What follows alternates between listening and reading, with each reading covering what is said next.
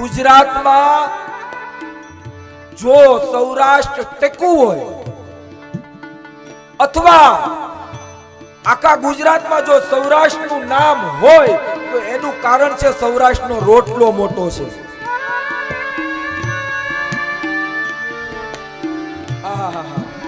એક એક ગામ તો તમે લઈ લો મારા બાપ. હારે મારા રામે દીધો છે રોડો રોટલો. હરે મારા રામે દીધો છે રોડો રોટલો.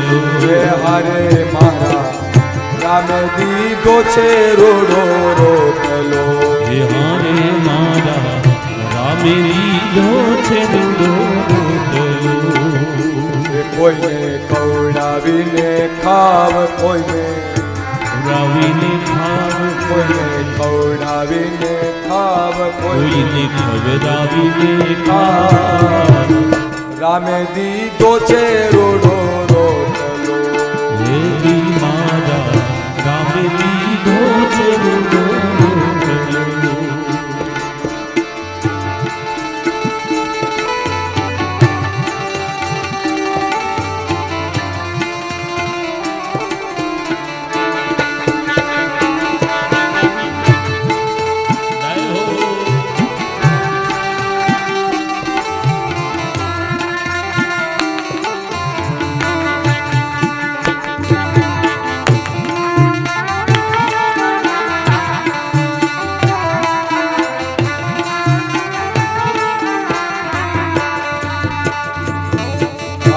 તમે પરસેવો અંગ તણો પાડજો. યારે તમે પરસેવો અંગ તણો પાડજો.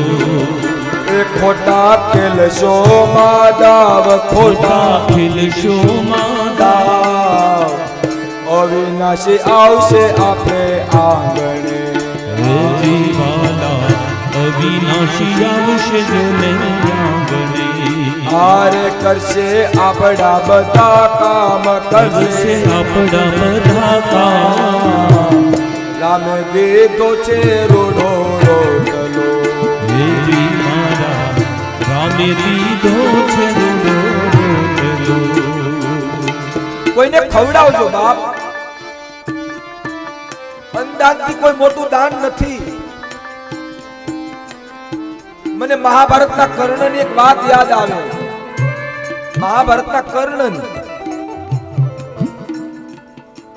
કર્ણ દાનેશ્વરી હતો કે નહીં? ઇતિહાસમાં દાનવીરમાં કોઈનું નામ હોય ને તો એ કર્ણનું હતું. કર્ણ મર્યો ને એટલે મર્યા પછી ભગવાને એક થાળી આપી, એની ઉપર કપડું ઢાંક્યું અને કર્ણને કીધું, કર્ણ તું જેમ ખા.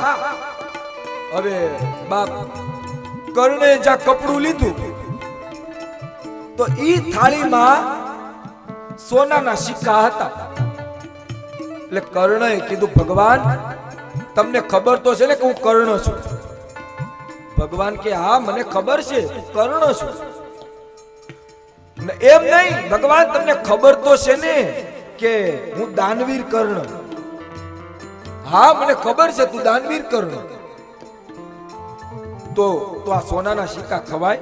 તમે મને આ આપ્યા. ભગવાને કીધું, કર્ણ તું દાનેશ્વરી હાચું, તારું નામ કર્ણ હાચું, પણ મારી કોર્ટમાં ન્યાય છે. તે જેવું લોકોને આપ્યું એવું હું તને આપું છું. તે લોકોને દાન કર્યું, પણ કેનું કર્યું? સોનું, ચાંદી, હીરા, મોતી, રૂપિયા, એનું દાન કર્યું એટલે મેં તને આ સોનું આપ્યું. તે એક મુઠ્ઠીનું દાન કર્યું હોત ને અનાજનું તો હું તને આ જમવા આપત. પણ કર્ણ તને એક ટકનું અનાજ આપીશ જમવા. કર્ણએ કીધું, ભગવાન મેં દાન કર્યું જ નથી તો મને એક ટકનું અનાજ શું કામ? ભગવાને કીધું કે તે કર્યું નથી, પણ તારા આંગણે કોઈ સાધુ આવ્યો તો ને તે આંગળી ચીંધીને કીધું તું સામે અન્નક્ષેત્ર છે ત્યાં જાઓ. ઈ તે આંગળી ચીંધીને બાપ, ઈ આંગળી ચીંધવાના પુણ્યના પ્રતાપે તને હું 1 ટક અનાજ આપીશ. આ અંદાનનો મહિમા છે મારા બાપ. ને આપણે તો હે આંખની ઓળખાણ ન હોય, પણ સૌરાષ્ટ્રમાં આવેલો વ્યક્તિ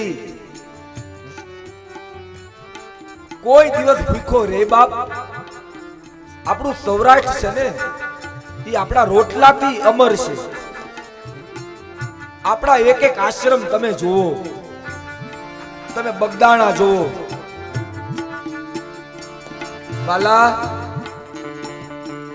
5 માણાની રસોઈ, 5 મહેમાન આપણી ઘરે આવવાના હોય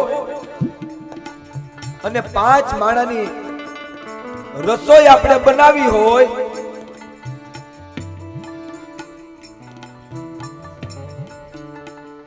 ને મારા બાપ ધ્યાન દેજો કે 5 માણાની રસોઈ આપણે બનાવી હોય અને 10 મહેમાન જો વધી ગયા હોય તો આપણા પગ એકી બેકી રમવા મળે કે નહીં? ઈ એક દિવસ માટે, એક દિવસ માટે. તો મારા બાપ આ બધા આશ્રમોમાં જાઓ, જ્યાં કોઈ દી નોટ પેન લઈને કોઈ નીકળું કે આજે 50 માણા આવ્યા, 500 આવ્યા, 5000 જાય તોય ત્યાં જમી લે અને 50000 થાય તોય ત્યાં જમી લે. આજની તારીખે કોઈ અન્નક્ષેત્રમાં, આપણા કોઈ મંદિરોમાં અનાજ ખૂટ્યું એવો કોઈ દાખલો હોય તો મને બતાવો. સતાધાર જાઓ, વીરપુર જાઓ, બગદાણા જાઓ, પરબ જાઓ, અંતથી મોટું કોઈ દાન નથી. મારા મને 2013માં હું રાજકોટ કથા કરતો, લોવાણા સમાજની 2013માં, અને જલારામ બાપાના શિષ્ય હરિરામ બાપાના છોકરા કથામાં આવ્યા અને એ કથા પૂરી કરીને અમે ઉતારે બેઠા હતા. એટલે વાત કરતા કરતા જલારામ બાપાની વાત કરી, હરિરામ બાપાની વાત કરી, અન્ન ક્ષેત્રની વાત કરી. ઈ ભાઈએ મને જે વાત કરી મારા હૃદયને સ્પર્શી ગઈ. હરિરામ બાપાના છોકરાએ મને કે શાસ્ત્રીજી, મેં કીધું હા. મેં કીધું તમે આટલું બધું હેન્ડલ કેમ કરી શકો, આટલું બધું માણસને, કોઈ ગણતરીની, કોઈ વસ્તુની, કોઈ લેના. ત્યારે એને મને બહુ સરસ વાત કરી. શાસ્ત્રીજી તો કે હા, અમારે ત્યાં રસોઈ થાય ને એટલે પેલો થાળ હરિરામ બાપા અને જલારામ બાપા માટે કાઢી લેવામાં આવે. હું સારું કહેવાય. મને કઈ થાળ મૂકી આવ્યું પછી જે રસોઈ કરી હોય ને એની ઉપર અમે ધોળું કપડું ઢાંકી દઈએ ને શાસ્ત્રીજી એકવાર ધોળું કપડું ઢાંકી દઈએ ને એકવાર થાળ ધરી જાય પછી ધોળું કપડું અમે ઉચકાવતા નથી. એમાં 5 માણા હોય તોય થઈ રહે અને 50,000 માણા આવે તો એમાં થઈ રહી છે. આ મારા બાપ ટુકડા મારે હરી ટુકડો જીવાલા ટુકડામાં છે હરી ટુકડો જી મારા ટુકડા મારે હરી ટુકડો જીવાલા ટુકડામાં છે હરી ટુકડો એવું મનને સમજાય, એવું મનને સમજાય, એવું મનને સમજાય, એવું મનને સમજાય. સાચા સંતો સમજી ગયા, સાચા સંતો સમજી ગયા. હારે એનો ભક્તિમાં ભાવ, એનો ભક્તિમાં ભાવ, એનો ભક્તિમાં ભાવ, એનો ભક્તિમાં ભાવ. રામે દીધો છે રોડો રોટલો, મારા રામે દીધો છે રોટલો. બગદાણામાં એક સંગીતકાર આવ્યો, બાપાની હયાતી, ભજનદાસ બાપાની હયાતીની વાત. બાપા સીતારામ, તો કે સીતારામ વાલા કોણ? તો કે બાપા મારું નામ આ અને હું સંગીત વગાડું છું, ગાઉં છું. સીતારામ બાપા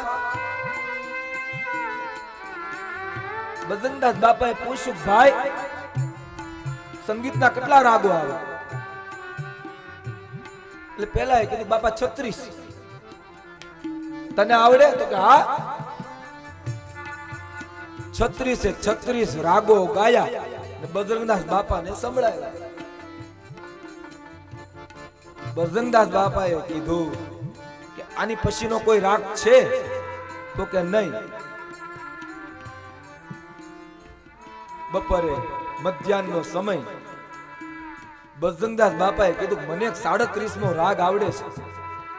અરે બાપા 36 રાગથી ઉપર કોઈ રાગ નથી, તમને 37મો રાગ? હા મને આવડે છે. બાપા તો તમે મને સંભળાવો. એમ ને જ્યાં સંભળાવવાનું કીધું બજરંગદાસ બાપાએ બે હાથ ઊંચા કરી અને 37મો રાગ એટલું જ કીધું, હરિહર હરિહર. આ 37મો રાગ. અને વાલા આ 37મો રાગ છે ને, ઈ રાગ થી આ 36 રાગો ટૂંકા પડે. હરિહર છે ને મારા બાપ, એ 37મો રાગ છે. એવી હરિહરની હાકલું છે મોટી, બગદાણાની રામ રોટી. હરિહરની હાકલો મોટી, બગદાણાની રામ રોટી. હરિહરની હાકલું છે મોટી, બાવાજીની રામ રોટી. એ હરિહરની હાકલો મોટી, બગદાણાની રામ રોટી. એવી રામ રોટી, રામ રોટી, રામ રોટી, બગદાણાની રામ રોટી. એ રામ રોટી, રામ રોટી, રામ રોટી, બગદાણાની રામ રોટી.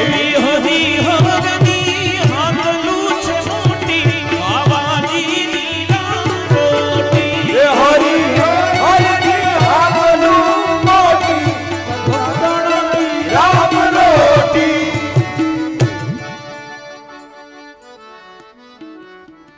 અંતિ મોટું કોઈ દાન નથી.